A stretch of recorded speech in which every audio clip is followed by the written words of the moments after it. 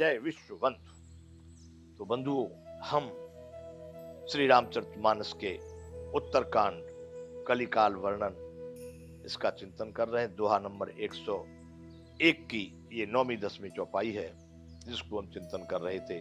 दम दान दया नहीं जान पनी, जड़ता पर बंचन तात घनी। हे तात, कागभूषण जी गरुण जी से करे, हे तात, दम यानी इंद्रिय निग्रह नहीं है वहां पर, न कोई दान की प्रक्रिया सही है, न कोई दयावान है, और समझदारी खत्म हो चुकी है।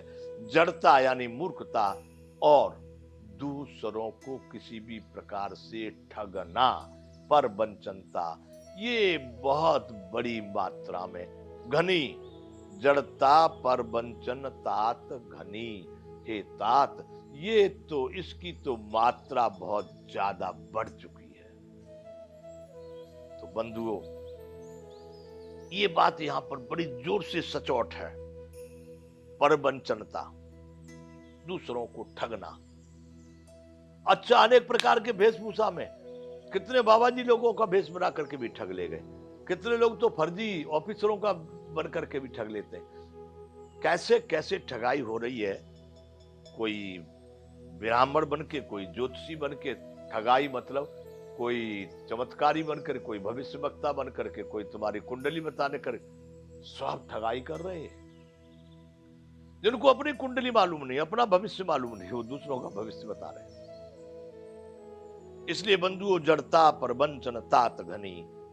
परवंचन यानी दूसरों की ठगाई और मूर्खता बहुत बढ़ गई। 10वीं चौपाई इसकी है, तनु पोषक नारे नरा सगरे, पर निंदक जे जग मोह बगरे। हे बंधुओं, यहां पर कह रहे हैं, तन पोषक नारे नरा सिगरे। सगरे मतलब सबके सब अपने अपने शरीर के पोषण, दूसरों का माता पिता या पूर्वज, देवी देवता, या जो भी कुछ सम्माननीय आदरणीय हैं, उनकी तरफ, उनकी ओर किसी का कोई विचार नहीं, कोई ध्यान नहीं। सब सेवा के भाव खत्म हो गए। तन पोषक नारे नरा सगरे, सब के सब स्त्री पुरुष अपने ही तन के पोषण में लग रहे हैं, उसी को सुलझाने संभालने में लग रहे हैं।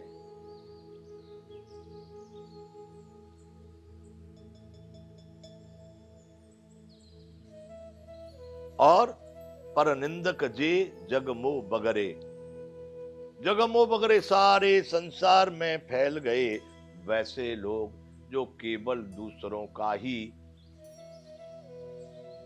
अपमान करते रहे, दूसरों की निंदा करते रहे, दूसरों के अहित को ही जिन्होंने मुख्य अपना उद्देश्य मान लिया, ऐसे लोग तन पोषक नारी नरा सगरे, पर निंदक जे जग मोह बगरे। पराई निंदा करने वाले ही सारे जगत में फैल गए।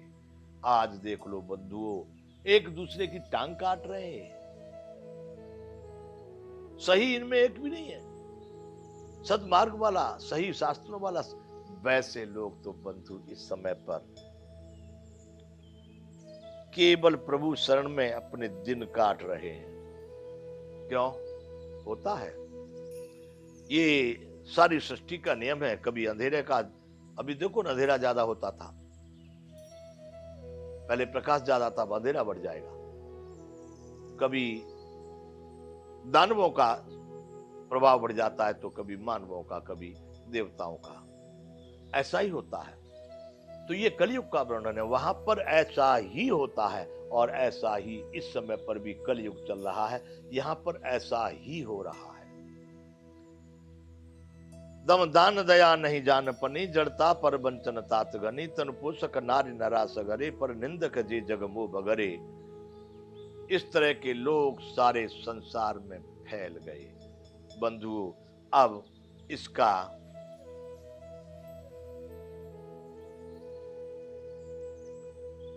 कलयुग वर्णन का दोहा 102। सुनु ब्यालार काल कले, मल अवगुण आगार। गुणों बहुत कल जुग कर, बिन प्रयास निस्तार। अच्छे लोगों को, सज्जन लोगों को संत लोगों के लिए बहुत बढ़िया एकदम सदमार्ग वाली बात यहाँ बताई है। वो कह रहे हे व्यालारी, व्यालारी मतलब सांपों के शत्रु, व्याल यानी सांप, अरि यानी शत्रु, व्यालारी यानी गरुण। सुन व्यालार काल कले, हे व्यालारी कलयुग के समय में मल अवगुण आवागा, माना कि कलयुग गंदगी के, दुर्गुणों की गंदगी का भंडार है, आगार है, डिपो है। आगार, डिपो, घर, धाम। सुन व्यालार काल कले मल अवगुण आगार, मान लिया कि कल युग जो है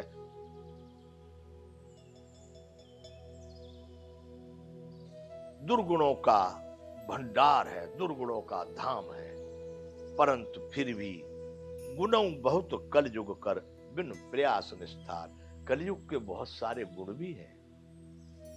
कम मेहनत से, कम प्रयास से या बिना प्रयास के भी व्यक्ति अपने संसार समुद्र से पार हो सकता है। क्यों? इसकी मतलब ये हुआ कि जहां सतयुग होता है तो बड़ा भारी प्रतियोगिता करनी पड़ेगी आपको। सभी सत्यवादी हैं, सभी धर्माचारी हैं, सभी नीतिज्ञ हैं, सभी ज्ञानवान हैं, सभी भक्त हैं। अब उनमें नंबर लगाना बहुत भारी हो जाएगा। लेकिन जहां सभी दुराचारी, पापी, सब ठग और ऐसे वंचक हैं, उसमें थोड़े भी अच्छे हो जाओगे आप तो भी फर्स्ट नंबर ले लोगे, पहला नंबर आ जाएगा। यहां पर ऐसा सोच करके काकभूषण जी गरुण जी से कह रहे हैं कि सुन व्यालार काल कल मल अवगुण आगार। हे गरुण जी, मान लिया कि कलिकाल जो है गंदगी के दुर्गुणों का एकदम भंडार है, फिर भी गुणों बहुत कलयुग कर बिन प्रयास निस्तार। कलयुग के गुण भी बहुत हैं कि बिना प्रयास के भी निस्तार यानी कल्याण हो जाता है, पार हो जाता है, छुटकारा मिल जाता है भव बंधन से, बहुत परिश्रम किए बिना। कैसे? कृतयुग त्रेता द्वापुर पूजा मख और जोग, जो गति होए सो कलि हरि नाम ते पावै लोग। देखो गरुण जी, कृतयुग, त्रेता, द्वापुर, पूजा मख और जोग। सतयुग में पूजा करके, त्रेता में यज्ञ करके, द्वापर में योग से करना पड़ता है, पूजा करनी पड़ेगी, यज्ञ करना पड़ेगा, योग का साथ तमाम साधन जुटाने पड़ेंगे, आपको योग करना पड़ेगा। तब कृतयुग, त्रेता, द्वापर, पूजा मख और जोग। सतयुग, त्रेता और द्वापर में पूजा और यज्ञ और योग से जो गति हो सो कले हरि नाम ते पावे लोग। जो गति, जो स्थान, जो धाम इन कर्मों से प्राप्त होता है सतयुग, त्रेता, द्वापर में, वही स्थान, वही गति कलयुग में हरि नाम ते पावहे लोग। केवल राम नाम से, भगवान के नाम से लोग उस गति को पा लेते हैं। कौन सी गति? जो गति सतयुग में और त्रेता में और द्वापर में बड़े यत्न करने से, पूजा करने से, बड़े बड़े यज्ञ करने से, योग में बहुत बड़ा योग साधना करने से प्राप्त होती है, उसी गति को, सो गति, जो गति हो सो कलि हरि नाम से पावे लोग।